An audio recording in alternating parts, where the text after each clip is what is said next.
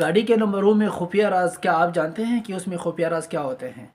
गाड़ी के नंबर पे 3 डिजिट लगे होते हैं, जैसे LEB, इसी तरह LEA ये लगा होता है। तो मैं आज आपको खुफिया राज बताता हूँ गाड़ी के।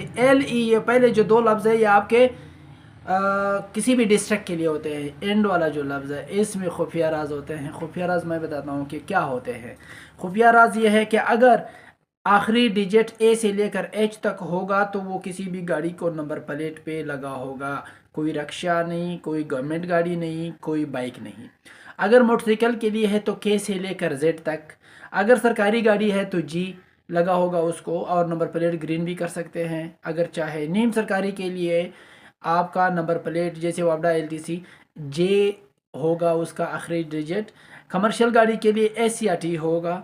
रक्षा के लिए यू लगा होगा, और आई लगा होता है अक्सर उन गाड़ियों को नहीं, बल्कि उन गाड़ियों को लगा होता है जिनको री नंबर दिया जाता है।